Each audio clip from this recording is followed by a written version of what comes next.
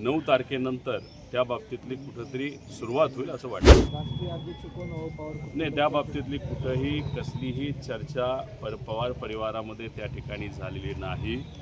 पण जेव्हा ही दुःखद घटना घडली आणि काही दिवस तर आम्हाला काही सुचत नव्हतं, आमच्या डोक्यामध्ये कुठलाही त्या ठिकाणी राजकीय विचार हा मनामध्ये त्या ठिकाणी नाही तर डोक्यामध्ये तिथं येत नव्हता. पण मनामध्ये एक मात्र होतं की अजितदादांची जागा ही कुणीही घेऊ शकत नाही. पण सुनित्रा काकींकडे बघत असताना त्या परिवाराचा एक भाग म्हणून सुनित्रा काकींमध्ये मी अजित काकांना त्या ठिकाणी बघतो. त्यामुळे तिथं त्यांना उपमुख्यमंत्री पद मिळणं व इतरही जे सर्व मिनिस्ट्रीज होत्या त्या त्यांना मिळलं पाहिजे अशी मनोमन त्या ठिकाणी इच्छा होती. आणि दादांची जी पोझिशन त्या पार्टीमध्ये होती ते म्हणजे राष्ट्रीय अध्यक्ष दादा होते, ती सुद्धा पोझिशन ही कुठंतरी सुनित्रा काकींनाच मिळाली पाहिजे अशी सुद्धा इच्छा त्या ठिकाणी माझ्या मनामध्ये आहे. राज्यसभेची वहिनींची जागा रिक्त झालेली आहे, कुठल्या जागेचं नाव त्या ठिकाणी येते, पारदादा की जयदादा? आता हे बघा, ह्याच्याबद्दल न कुठं चर्चा झाली.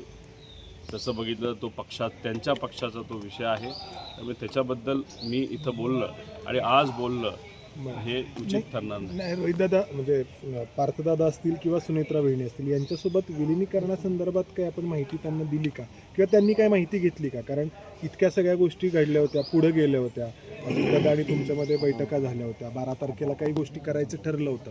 तर आत्ता या सगळ्या दरम्यान सुनेत्रा वहिनींशी आणि पार्थदादांशी काही बोलणं झालं का आपल्या याबद्दल? बघा, अजूनपर्यंत सुनित्रा काकी असतील, पार्थ असेल, जय असेल तर आम्ही असू, कुणीही या दुःखातून सावरलेलो नाही. राजकीय विचार हे मनामध्ये दुर्दैवाने त्या ठिकाणी येत नाही आहेत, कारण का घटनाच इतकी दुर्दैवी त्या ठिकाणी होती.